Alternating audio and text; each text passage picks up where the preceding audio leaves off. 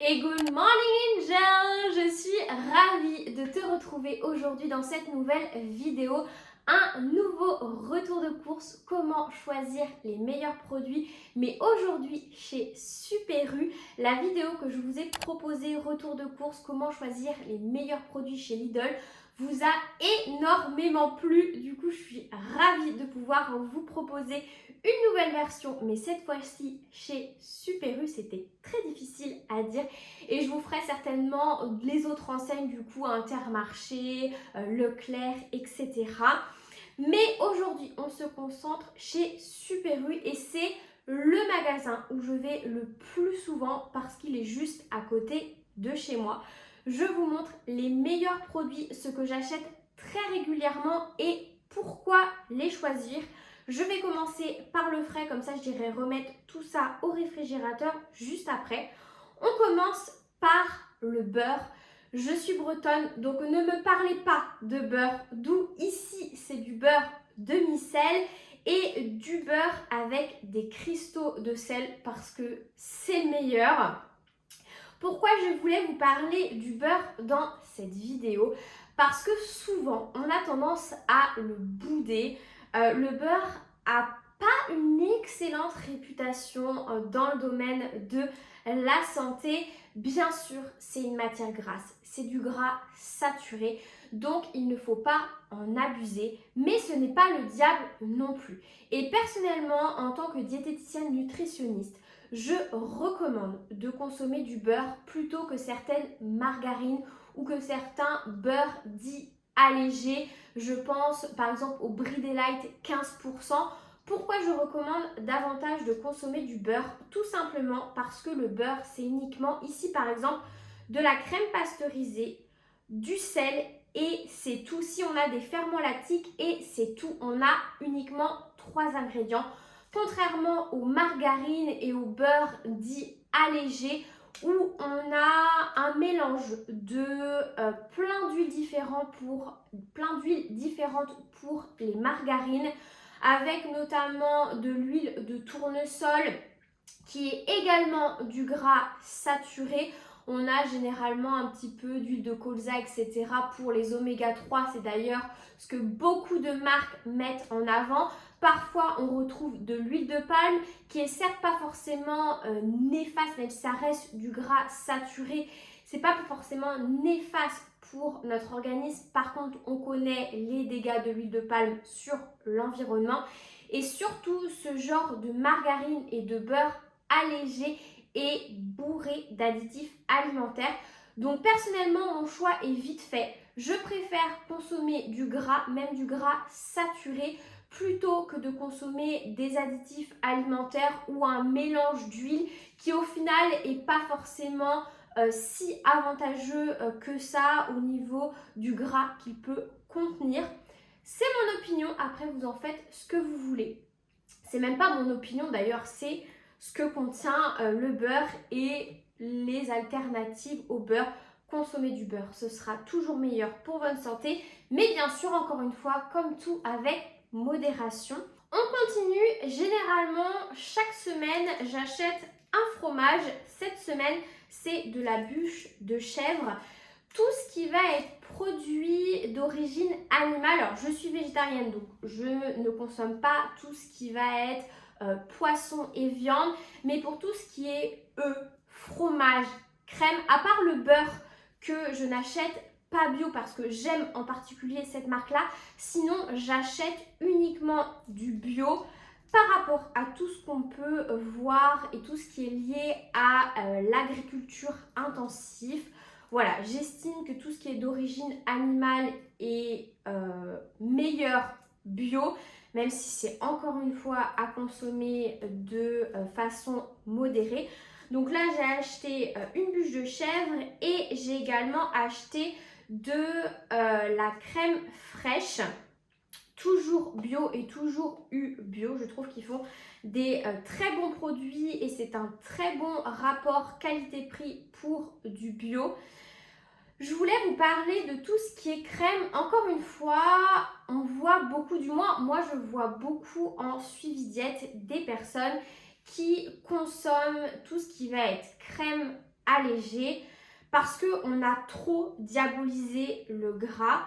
Encore une fois, le problème des produits allégés, donc je vous parlais du beurre, mais ça fonctionne aussi pour la crème, c'est que généralement, la plupart du temps, ils sont composés d'additifs alimentaires, contrairement à la crème fraîche et à la crème entière de manière générale, où là, par exemple, on a uniquement de la crème et des ferments.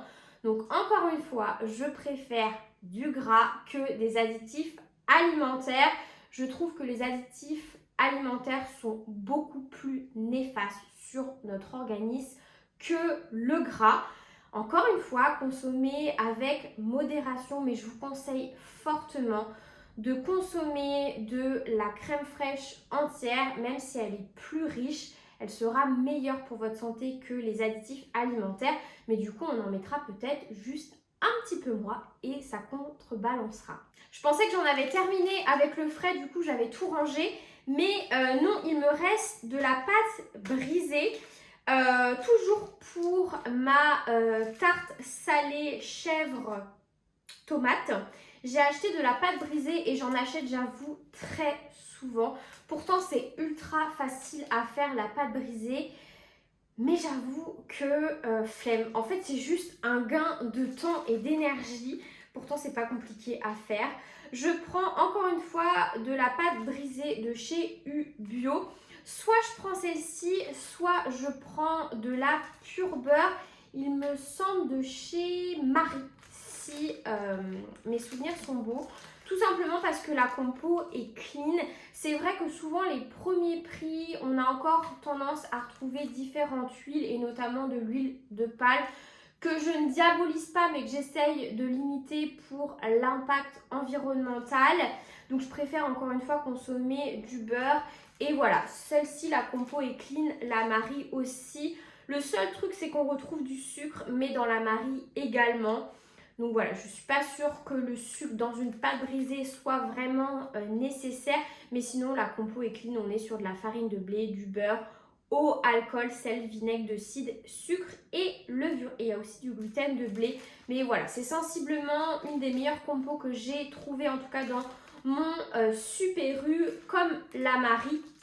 Donc celle-ci, vous pouvez y aller et pas d'additifs, donc très bien. À Super U, j'achète également tout ce qui est fruits. J'achète très rarement des légumes à Super U, tout simplement parce que j'ai un producteur sur le marché. Donc j'irai demain acheter mes légumes. Par contre, je n'ai pas de bons maraîchers sur le marché, à part tout ce qui est pommes, poires, où j'arrive à trouver des producteurs locaux. Mais voilà, c'est vrai qu'en Bretagne, à part tout ce qui est pommes, poires, la fraise éventuellement, mais ce n'est plus la saison, on n'a pas, ben voilà, on va pas avoir tout ce qui va être par exemple abricots, nectarines, etc. Sur le marché en local. Donc j'ai tendance à aller chez Super U. Là pour cette semaine, j'ai pris des bananes comme toutes les semaines. J'ai pris du raisin, j'ai pris des pommes et j'ai pris des prunes également. J'en profite tant que c'est encore la saison. Au niveau des fruits, comment je les choisis? En fait, je me fie à une étude américaine. Je vous en ai déjà parlé sur Instagram tous les ans. Un organisme américain sort la Dirty Dozen List. C'est tout simplement les 12 fruits et légumes les plus contaminés par les pesticides. Donc, tous les fruits et légumes qui sont les plus susceptibles d'être contaminés par les pesticides, je les consomme systématiquement bio. Et voilà, le reste ou les choses qui craignent un petit peu moins, je pense par exemple aux bananes qui ont une peau épaisse.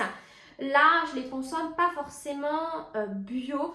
Voilà comment je contrebalance, parce que c'est vrai que au maximum, si vous avez le budget, les moyens, achetez bio. Si vous pouvez tout acheter bio, c'est l'idéal. Mais des fois, au niveau du budget, on est obligé, voilà, un petit peu de contrebalancer. Donc moi, je n'achète pas tout bio, mais en fait, je me fie à cette liste. Et donc, je vais acheter en priorité les aliments qui sont sur cette liste bio et le reste, voilà, où je fais faire plus de concessions. Et voilà, tout ce qui est peau épaisse, c'est vrai que c'est beaucoup moins contraignant. Par exemple, les prunes qu'on peut pas forcément éplucher, voilà, c'est des peaux très fines qui sont sujets aux pesticides. Et si je voulais aussi vous dire d'acheter au maximum français. Alors encore une fois, la France a une réglementation supérieure pour tout ce qui est pesticides. Alors on n'est pas à l'abri, d'ailleurs là on est encore en plein débat au niveau de l'utilisation du glyphosate, etc. Mais c'est vrai que dans certains pays, je pense notamment à l'Espagne, c'est vraiment une catastrophe encore pire que chez nous côté pesticides. Donc voilà, achetez au maximum français et en plus vous soutenez l'agriculture française. Donc voilà. Pour ma petite aparté concernant les fruits, on continue. J'ai acheté cette semaine de l'huile vierge de lin. J'achète mes huiles encore une fois bio. Au niveau de tout ce qui est huile, comment vous devez les choisir? Vous devez toujours les choisir dans un contenant en verre, idéalement pressé à froid et bio. C'est les trois choses pour choisir une bonne huile. Les huiles que je recommande, ça va être l'huile d'olive, notamment pour tout ce qui va être cuisson. Et pour les assaisonnements, ça va être l'huile de colza et l'huile de lin qui est un petit peu plus cher, mais voilà, de temps en temps, et c'est vrai que c'est important de varier ces huiles. Donc voilà, retenez bien pour les huiles dans un contenant en verre, bio et idéalement pressé à froid. Là, c'est le cas, première pression à froid. Et voilà, au niveau de bio, je trouve que leurs huiles, elles sont pas trop chères. Elles restent vraiment dans des prix abordables. On continue avec le chocolat. Autant je suis pas une fan de bonbons, de gâteaux industriels. Par contre, il n'y a pas une semaine où vous ne me verrez pas acheter du chocolat. Encore une fois, pour le chocolat, alors là, pas forcément bio. Si vous voulez l'acheter bio, c'est vrai que c'est toujours mieux. Mais c'est vrai que ça peut vite faire cher, vite revenir à cher. Moi, je vous conseille forcément du chocolat noir. Ça, c'est sûr et certain. Tout simplement parce que le chocolat au lait et le chocolat blanc, c'est uniquement du sucre. Enfin, c'est plus du sucre qu'autre chose, notamment le chocolat blanc. Je vous conseille plus de 80%. Mais c'est vrai que voilà, c'est pas forcément agréable pour tout le monde. Voilà, certains peuvent trouver ça amer. Donc, consommez au moins du 60% et de temps en temps un petit kiff. Là, par exemple, le noisette entière, parce que vraiment, ça, c'est mon petit kiff depuis déjà plusieurs semaines. Hein, c'est pas juste le kiff du moment. Là, on est sur du 54%. Donc voilà, c'est pas exceptionnel, mais une fois de temps en temps, un petit carré, vous savez, avec le thé après le repas, ça, c'est mon petit kiff. Mais voilà, si vraiment vous devez en consommer énormément, plus de 70%, c'est l'idéal. J'ai également acheté de la moutarde à l'ancienne, toujours bio. Et là, sur tout ce qui est sauce, donc que ce soit, je ne vais pas dire ketchup, parce que ketchup, il y a systématiquement du sucre. Mais par exemple, tout ce qui va être moutarde, mayonnaise, l'idéal, c'est de regarder la composition.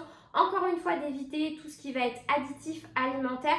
D'ailleurs, si vous ne maîtrisez pas tout ce qui est additif alimentaire et que vous souhaitez les limiter, le bio, c'est encore une fois l'idéal. Je vous en ai déjà parlé. Parce qu'il faut savoir que dans l'alimentation, il y a plus de 300 additifs qui sont actuellement autorisés, qui sont plus ou moins dangereux pour notre organisme par rapport à l'alimentation biologique qui en autorise qu'une cinquantaine. Donc tout de suite en prenant du bio, alors voilà, je ne vous dis pas que le bio ça limite ça. Arrête complètement la consommation d'additifs alimentaires, mais en tout cas, ça la limite parce qu'on n'en a plus qu'une cinquantaine au lieu de plus de 350. Donc voilà, c'est un bon moyen en tout cas d'avoir moins d'additifs sans forcément checker à chaque fois la liste des ingrédients. C'était la petite aparté, en tout cas pour ce genre de produits, voilà, mayonnaise, moutarde, tout ce qui est sauce.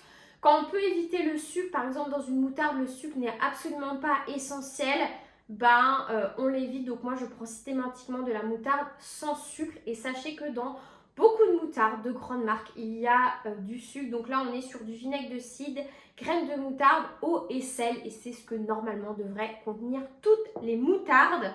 On a bientôt fini, j'ai acheté aussi cette semaine des haricots blancs. Vous savez que je consomme énormément de légumineuses, toutes les semaines d'ailleurs. Moi je les achète en conserve, vous pouvez aussi les acheter secs. Mais j'avoue encore une fois côté flemme, praticité, parce que je sais qu'une fois sur deux j'oublie la veille de faire tremper mes légumineuses et quand je me retrouve à faire mon meal prep, et bien je suis coincée. Donc il n'y a pas de mal à acheter des légumes en conserve. La seule chose qu'il faut faire, par exemple là on est sur une composition avec de l'eau, des haricots blancs et du sel, c'est de bien les rincer pour retirer au maximum de sel de conservation. Et dans certains produits, je pense par exemple au maïs, où des fois ils ont tendance à ajouter du sucre, donc c'est de le prendre sans sucre ajouté. Et la dernière petite chose que j'ai acheté, c'est du lait de coco.